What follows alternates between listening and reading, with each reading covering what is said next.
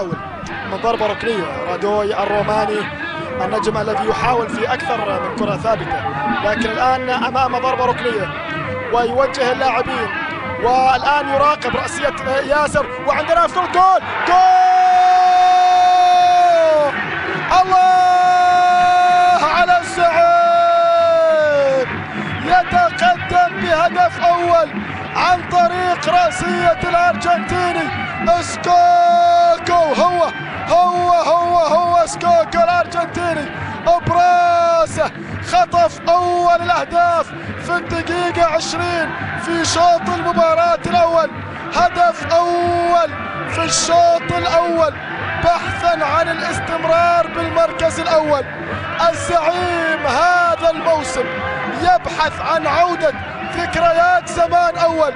الله على العيناوية، العين يتقدم أولا، العين يسجل أولا، العين أمجاد، العين بطولات، العين إنجازات، العين تاريخ وحاضر ومستقبل. وعندنا الضربة الركنية من الأجانب الثلاثة، العمل من الأجانب الثلاثة. رادوي على تنفيذ ضربة ركنية، ورأسية ياسر القحطاني التي هيأت الكرة على رأسية سكوكو وكوزمن والرفاق والجماهير. وعندنا جان يتقدم الثاني، على لعبة عيناوية. الله، العيناوي لا زال خطيرا. الآسيوية الكبيرة، وعندنا فرصة الآن موجودة للأمام، ورأسية خطيرة، وهلال سعيد الآن يرسلها إلى جان، وفرصة للجان، تقدم، جول. الله،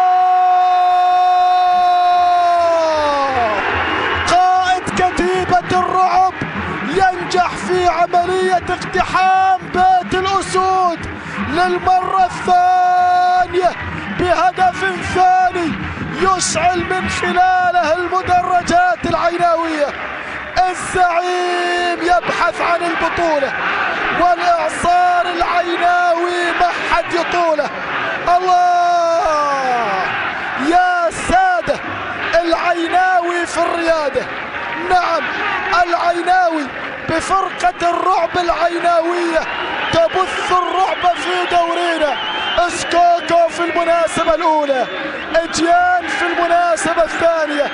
لاحظ الغاني هداف العين الكبير، الغالي والغالي على قلوب العيناوية، بهذه المهارة وبهذه الروعة وبهذه الرشاقة يصل ويزور عرين الأسود في مناسبة ثانية.